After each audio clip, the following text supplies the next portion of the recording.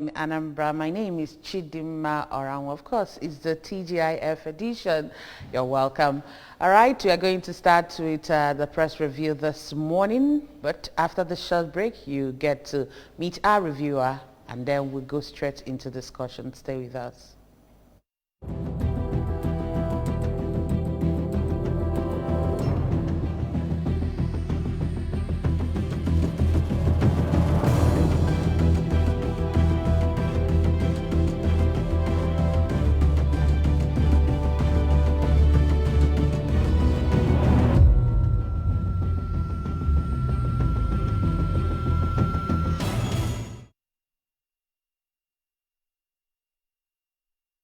You're welcome back. Our reviewer is Ejike Abata. Ejike Abata is a public affairs analyst. Ejike, welcome to the show. Good morning, Jim.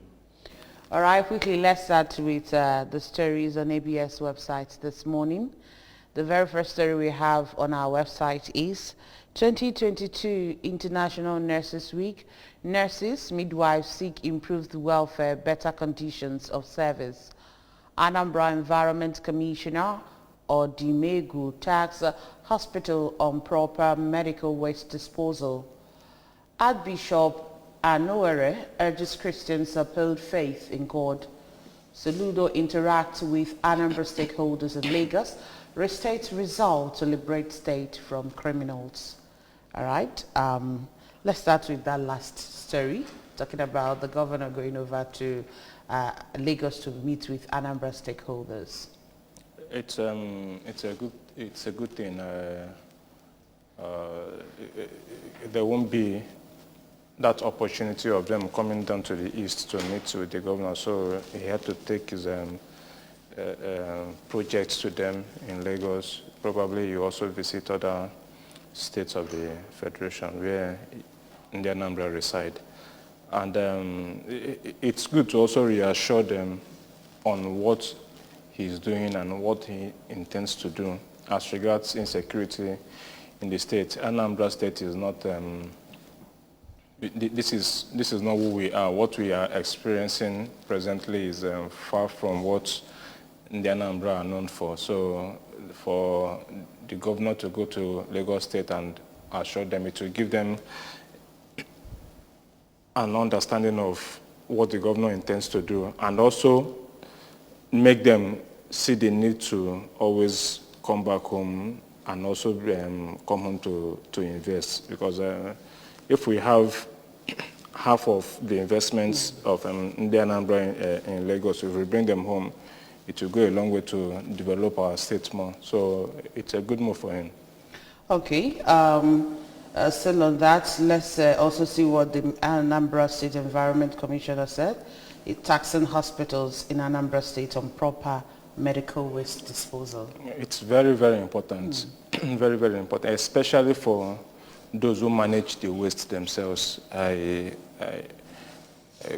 feel empathy for waste collectors, because if you pass by a dump site, you see some of them using their bare hands, no gloves, to pick trash from the waste side. And then if it happens to be hospital disposals, they are at risk themselves, because one person from a needle can lead to so many other things. So there's every need for proper waste management from waste hospitals.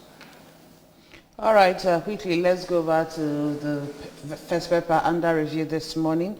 That's the National Star newspaper, with the big story there. Presidential primaries, who are top contenders from Southeast? That's what we have there as the big story. And then we have the pictures of people contesting from the Southeast. Supreme Court judgment, Victor Oye remains national chairman, ABGA. And then up there, we've intercepted military memo typing to implicate us. IPOB alleged. Southeast youth asked Jonathan to support presidential candidate from zone. INEC would accept primary conducted after June 3. Salter and Kuka orders condemn gruesome murder of Christian students. The contestants from Southeast. We have a good number of them. The picture that was displayed, I do not think I see the picture of Kingsley Moore, the professor. That was one other viable candidate and also sellable. He's one person who also understands what Nigeria needs. I think we have a good number of them who can deliver. But the question now is, would they be given the opportunity on their various political platforms? So let's see how it goes. I am one of those who believe, I strongly believe, it is the time for Ndibo to have a shot at the presidency, not because we want equity, but because we have people who would bring the desired change to Nigeria. All right, so what are your thoughts also on the gruesome murder of a Christian student that happened in Sokoto? It's very pathetic. It's very pathetic. I understand 2 persons have been arrested, but it should go beyond that. The Sultanate has made a statement condemning the killings. The Catholic Bishop of Sokoto Diocese, Matthew Kuka, has also condemned it. But let's see action taken. It's the boldness with which that murder was committed. You know, after taking human lives, burning it, then you come on social media to say, I did it. That showing us the matchbox. It's very, very wrong. And to think that what the girl actually sent as a message wasn't something that would have warranted whatever that. she might have sent, it does not demand. No, they were taking her claiming life. that she insulted. That's what they she said. didn't, because I saw the message. That's what they said. So it doesn't demand taking human life, for God's sake. I don't know. These people should be able to put themselves in the shoes of parents. And also, I don't know the teachings they get. It's time for them to review whatever they are being taught in Quranic schools. You don't just take human lives because somebody made a statement. It's very wrong. I hope people are prosecuted at the end of the day. Hopefully. Let's go back to the Daily Sun newspaper this morning with the big story there. 2023, federal government insists Malami, Ngige, Emefiele, and Mechi must resign. CBN governor meets Buhari, keeps mum on next move. Political appointees sue APC INEC over disqualification threats. NJC recommends 46 judicial officers for appointment. And then Ambridge, I can do it, Saraki tells Nigerians. Formally explains why he wants to be next president.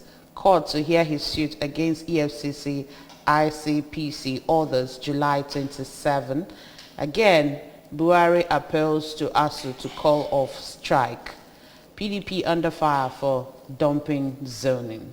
Okay, these and others are the things we have in front of the Daily Sun. Let's look at the big story, the 2023, that the federal government are still insisting that people like Ngige, Emefiele, and Amechi must resign their present position. And I heard Amechi has done so too, but we're talking about Malami, Ngige, and Emefiele. They must resign if they are interested. As a matter of fact, their room for resignation should end today, going by APC constitution. So.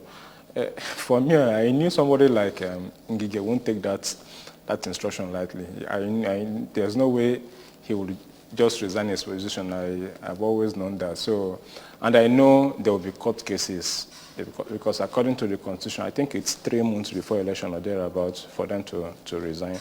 But as a member of a political party, you have to obey what your party has said, except you want to break the rules of the party, then there are consequences for it. But it has to do with timing and planning. There are every reasons, and it's also fair to Nigerians for political appointees to resign their position at a given time, so that everybody will have a level playing ground. Imagine a CBN governor contesting for president, and he wants to still maintain his position as CBN governor. It's weird. It's unheard of. So let's see what happens. it will be a drawback for the APC. Some persons are already threatening to go to court over that issue. Okay, see, on the election, INEC to partner EFCC to checkmate campaign finance. For me, it's laughable because the whole thing is on already. For the likes of APC to begin to sell form of 400 million naira, a presidential form, what are you checking again? It's obvious they might get their fund for campaigning from the sale of such forms. This is not the first time, and I've never heard anybody being prosecuted for getting funds for campaigning through dubious means and or whatnot. If INEC should make a bold statement if they are really serious about checking it, because they have how much there's a specific amount a particular party should spend on campaigns, but people go out of their way and spend much more than that, and nobody has been prosecuted for it. So let's see what happens this time. And do you think they also have the authority to say that a political party should actually place the amount a political party should sell their forms? If the law says this is what we are doing, then they have no option, except it is not a law yet. But if it's a law, then the reason is, the genuine reason is for smaller political parties to be able to spend within that limit and also have a level playing ground for to be able to contest with other big parties. All right, let's go over to the Guardian newspaper this morning with the big story in front of the Guardian. Section 84, subsection 12, appointees have today to resign or risk APC disqualification. And we have so many riders there. Federal government releases detailed categories of person expected to resign. Amefele meets Buhari, says there will be news soon. Political appointees sue APC INEC over disqualification threat. Afenifere, you've done well by asking appointees to resign, but applying same decisiveness to insecurity and ASU. Then we can see picture of the vice president there eating with a student, a pupil in a school. Then the story behind it states lament as federal government school feeding program crawls. Okay. 2023 presidency, Saraki promises peaceful and united Nigeria. No plans to attack Northerners, orders in Igbo land, says IPOB. Ayade sacks monarch for attending PDP meeting. Okay, so these are what we have in front of the Guardian newspaper. Do we still need to talk about the resignation of our appointee? Like, we have a rider there where Afenifere is saying that, yeah, the federal government did well asking appointees to step down or step aside, but they should apply same decisiveness on insecurity that we are already experiencing in the country, and also the ASU strike. The truth is, when they are not directly involved, when I mean federal government or those who are in authority are not directly involved, they do little to solve a problem. A typical example is Monday this week, airlines were supposed to be grounded, and because if they are grounded, then they can't fly around. Yeah. What they quickly intervened, So, as whether ASU is on strike or not, they have their wards and their children schooling either in private schools or they are abroad. If kerosene sells at 500 naira per liter, they don't make use of kerosene. So insecurity, they have 1,001 security operatives guarding them. So they are not directly affected. That's why much has not been done. If you ask them, they will tell you they've been able to do this but much has not been able to do. And that's why we are where we are. Okay, do we still talk about the feeding? School feed states lament at the federal government school feeding program. I was part of those who went for the inauguration, I think somewhere in Anambra North in 2019 or 2018. The truth is, when you do something or you carry out a project and with a political undertone, such things do not last. Last. Such things do not last. If there is genuine willingness to do that program, I do not see why it shouldn't last even beyond Buhari's tenure. But because they do things so that people will say this is what we are able to do or this is what we are doing. Where's trader money today? Where's market money and all of that? These are things that were done with political undertone. That's why they do not last. So I'm not surprised with the way the program is going. Even the school feeding, what are they being fed? Forget what we see on the newspaper. Some persons are giving bread and stew, and you call that school feeding. But the aim was to be able to give children balanced diets, the kind of meal that they can't afford at home. Even they should be able to get an egg every day. But that does not happen. Okay, let's see what we have in front of the Vanguard newspaper this morning. 2023, ministers who failed to resign on their own presidency, says those seeking clarifications from president wasting time. Justify 100 million naira for APC expression of interest funds. Notes APC needs money but won't tamper with nation treasury. Afenifere Ohaneze Pandef orders blast PDP over open presidential ticket. Why I want to be Nigeria's president in 2020. Okay, that's from Saraki. 2023, I'm having fun. Emefiele. Okay. Army nabs of 3 soldiers over sale of missing ammunition to bandits. Keep a date with Destiny on May 29. Hafsat Abiola tells Nigeria as Yahaya Bello submits presidential form. Okay. How prison saved me from committing suicide. Okay, that's inside page. That's page 13 of the Vanguard newspaper. Now, let's look at the story. What Emefiele is saying that he's having fun. If you look at the whole thing, it seems the man is having fun himself because it's weird for somebody of his age, his exposure, educational qualification, his position, to go to court and tell court, stop the president from removing me from office while I seek to contest for office of the president. You are the custodian of the nation's wealth, and you want to contest. You want to maintain your office and also contest. Let's believe he's having fun. He's catching cruise. Having fun, buying a form of 100 million naira, and you're just having fun. The reason why I said so is I can't please them. Why would you? We even went as far as going to court. Is that not? It's weird, for God's sake. I'm trying not to use a foul language on TV.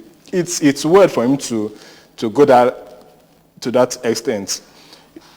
Ordinarily, he should leave office. It's as simple as that. He should know. But why would you sit as CBN governor? You purchase a form of 100 million. How much is your salary? Then you also go to court and tell court, stop these people from removing me while I contest.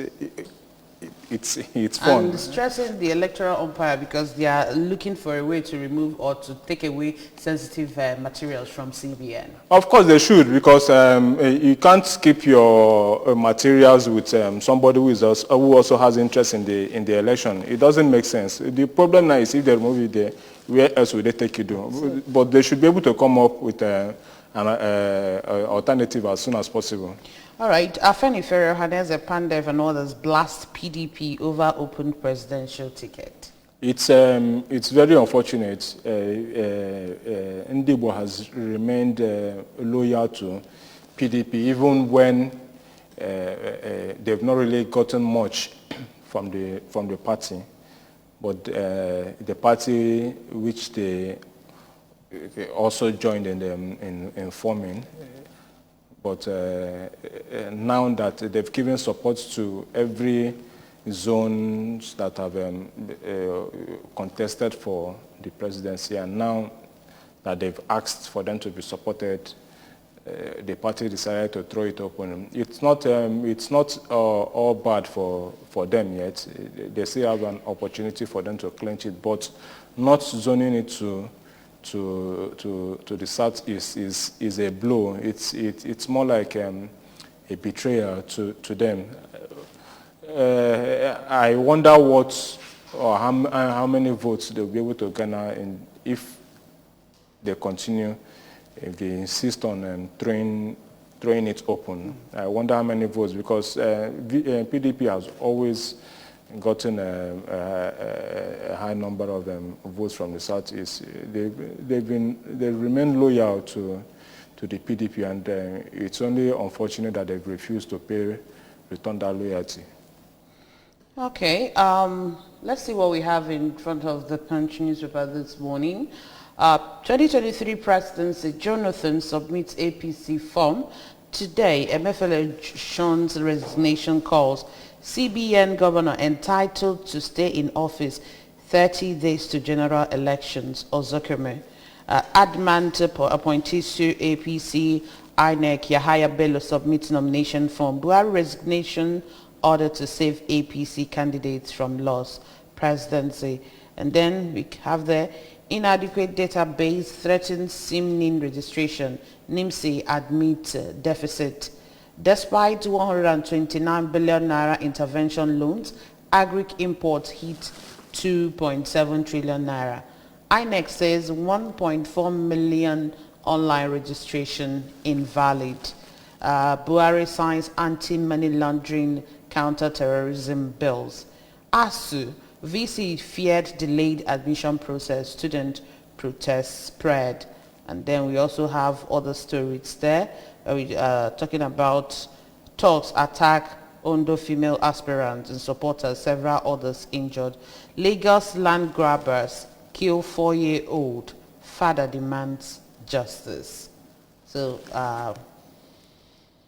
Ozekome's statement, yes, I quite agree with him. 30 days, that's what the Constitution says, not party constitution.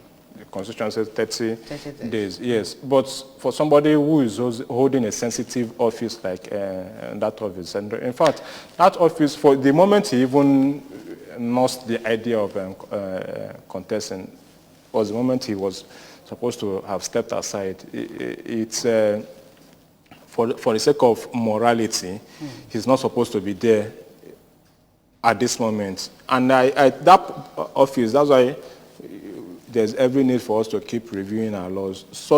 Anybody who should hold an office like that should be apolitical. You shouldn't be a member of any political party. But it's very obvious now that Emefiele is a member of the APC. So there is every chance, there's every opportunity for him to dip hands into the nation's treasury to fund the party which he belongs to. So it's, I agree with Ozekome's stance. That's what the Constitution says. But for the sake of morality and the office which Emefiele represents, he's not supposed to still remain as CBN governor today. Yeah. How do you feel knowing that the ex-president Jonathan has joined APC and he just submitted his APC form? I'm still in disbelief. Let's see what happens as the day rolls by. It's funny that even if Jonathan went to buy form, it's funny that APC accepted him into their party. Even Bayelsa APC is still insisting that he's not their member yet. Okay, let's know who is here. Hello, good morning. Good morning. You go from Ghana. All right, you go ahead. You're welcome. Good. We are talking about CBN governor. Yeah. Actually, if I were CBN governor, I would have gone by my name. Because his name is Emefiele. In the situation we want to be, Hello. they said that he wants to go to everything of time to claim him. So why when he was using the Nigerian money to finance the anti-borrower, favoring the law, injustice law. But we should be careful the way we are doing things in Nigeria. The only time we are doing God is working us. That is what I have to tell you. That we must try as much as we can to make sure that Nigeria is restructured. Restructuring is very important in Nigeria. So that everybody, not every minute, you don't have to get something. Let every region, the great itself, correct to know what we are doing in Nigeria. And I don't think they don't be accepted. Whether the leader are listening or they are not listening. Luckily, they should listen as they can to the Easterners. Thank you. All right, thank you so much, Sugar. Thank you for your contribution this morning. All right, so quickly, let's see what we have in front of the leadership newspaper this morning. For abandoning zoning principle, Southeast to dump PDP after 23 years of party loyalty.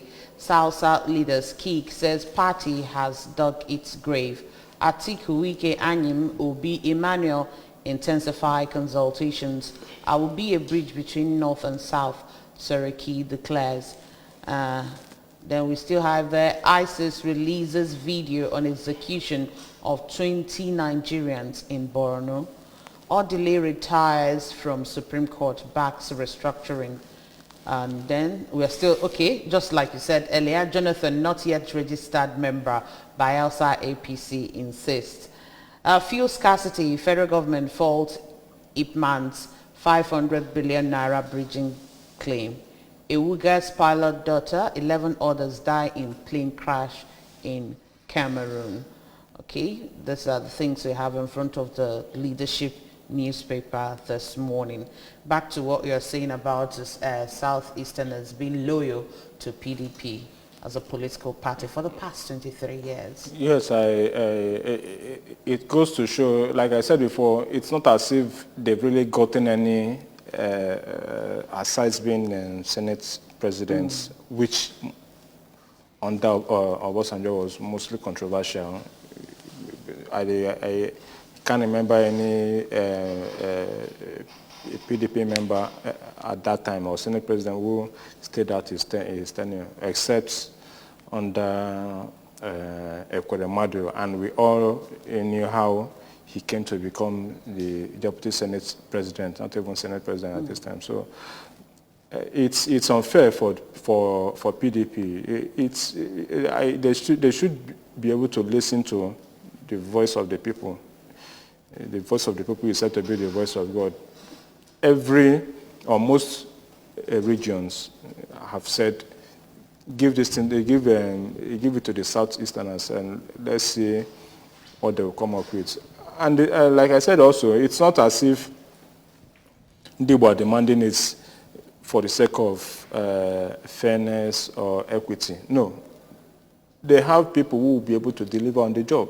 So why not, they are not demanding it for the sake of it. Why not give them an opportunity and see what becomes of it?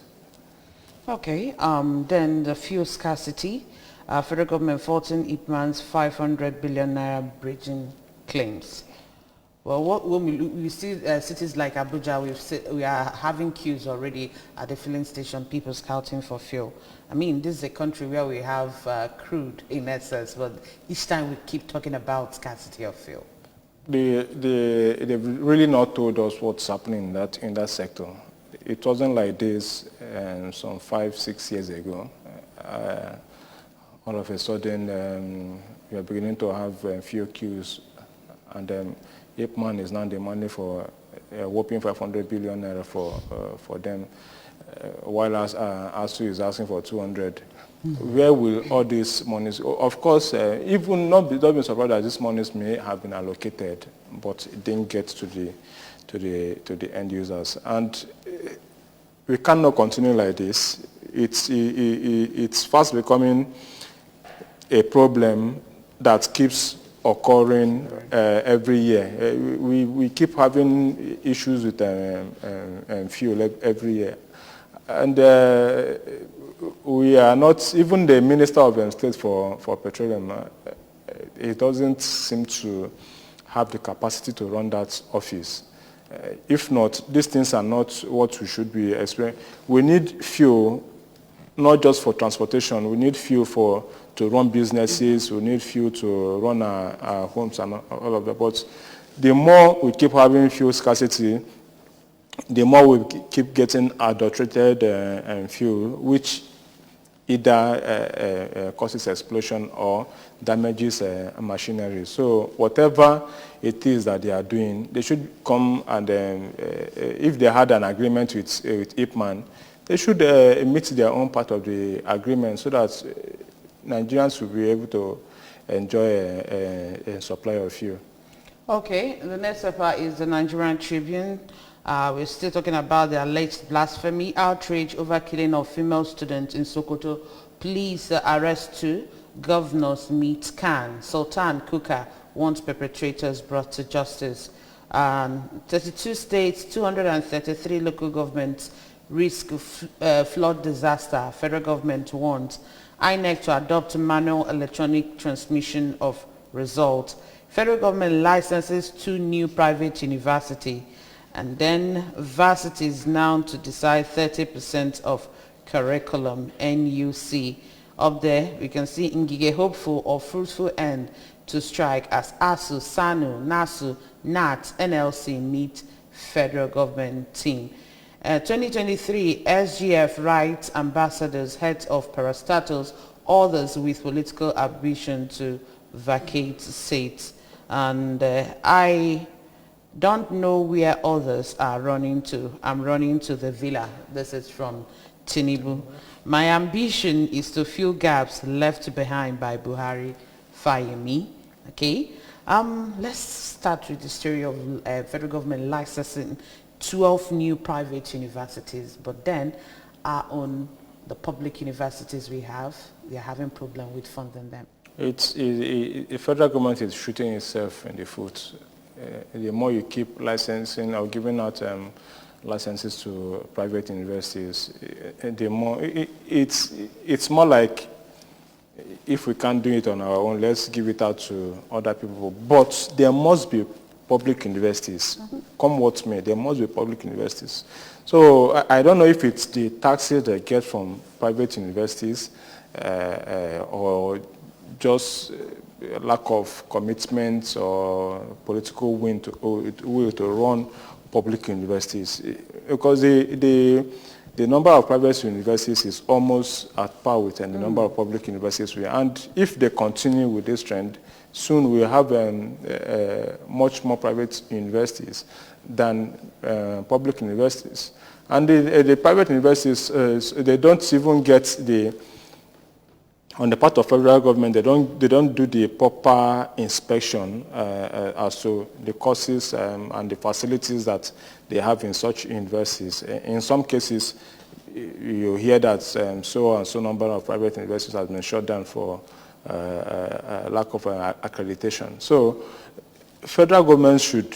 It's very unfair what Nigerian students are going through, what parents are going through. If you take away public universities from them, what becomes of them? People hardly pay. Where would they get millions to pay for tuition fee in private universities? So there must be public universities.